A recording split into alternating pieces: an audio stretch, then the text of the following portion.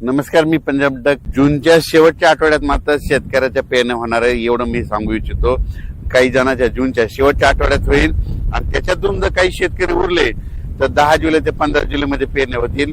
पण शेतकऱ्याच्या पेरण्या होणार एवढं निश्चित आहे, कारण की जूनच्या शेवटच्या आठवड्यात चांगला राज्यात पाऊस येणार आहे. ते पाऊस काय होणार आहे, विदर्भाकडून येणार आहे.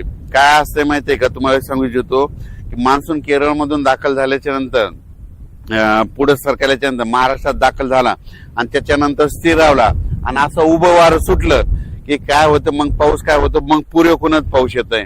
मग परत काय होतं, ते इकडून पाऊस येत नाही, मग पूर्वेकडून पावसाला सुरुवात होती.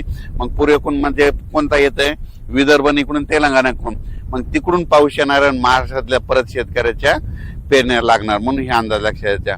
काही ठिकाणी 21 जूनला पाऊस पडेल, कुठं 22ला पडेल, कुठं 23ला पडेल, काही भागात 24ला जाईल, कुठं 25ला जाईल, कुठं 26 जूनला पडेल, काही ठिकाणी 27, 28, 29, 30, काही ठिकाणी 1 जुलैला पडेल, कुठं 2 जुलैला.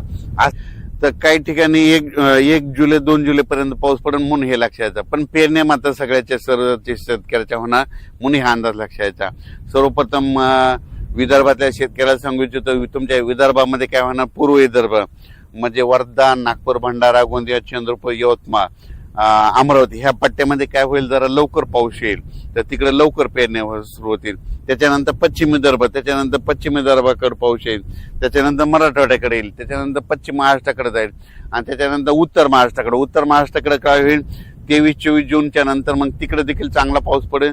23 ते 30 मात्र उत्तर महाराष्ट्राकडे देखील चांगला पाऊस पडेल. मुंबईला देखील चांगला पाऊस पडणार आहे ह्या शेवटच्या आठवड्यात. म्हणून मुंबईकरांसाठी आनंदाची बातमी, मुंबईला तर मुसळधार पाऊस पडेल, पुण्याकडे देखील पडेल, कोकणात देखील पडणार आहे.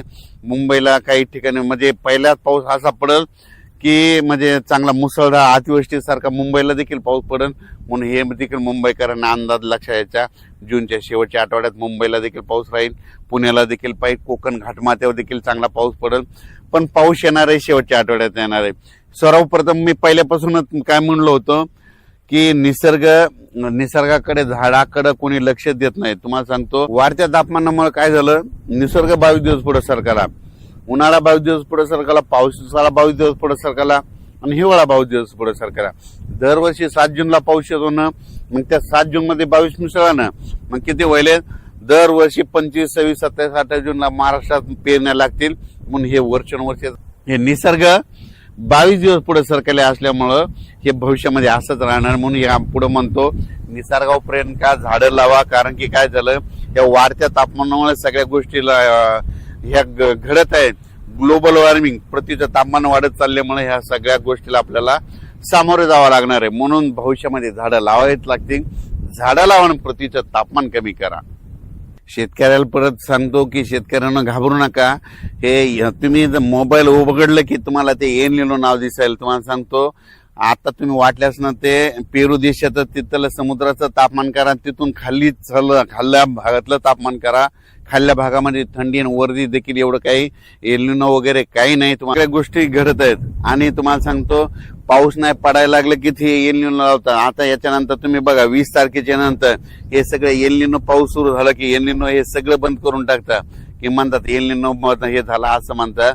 तुम्हाला सांगतो, हे सगळं काही नसतं. 2 समुद्र आहेत भारताला, 2 समुद्र आहेत, अरबी समुद्र, बंगालच्या खाडीचा समुद्र.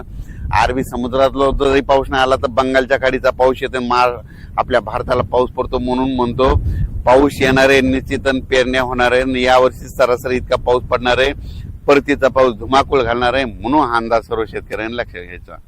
शेतकऱ्यांना घाबरू नका, यावर्षी दुष्काळ वगैरे काय पडणार नाही. जूनच्या शेवटच्या आठवड्यात पेरण्या लागतील. त्याच्यातून उरले तर 10 जुलै ते 15 जुलै मध्ये सगळ्यांच्या पेरण्या होणार आहे. म्हणून शेतकऱ्यांना घाबरून जाण्याचं कारण नाही. आपण आपलं फक्त तयारीला लावा. जमिनीमध्ये पाऊस पडल्याच्या नंतर चांगली ईदभर ओल गेल्याच्या नंतर पेरणीचा निर्णय घ्या. नसता मग 4 बोट 6 बोटवर पेरणी करू नका. पण पाऊस येणार आहे एवढं निश्चित आहे. दुष्काळ वगैरे काही पडणार नाही. घाबरून जाण्याचं काही कारण नाही. धन्यवाद.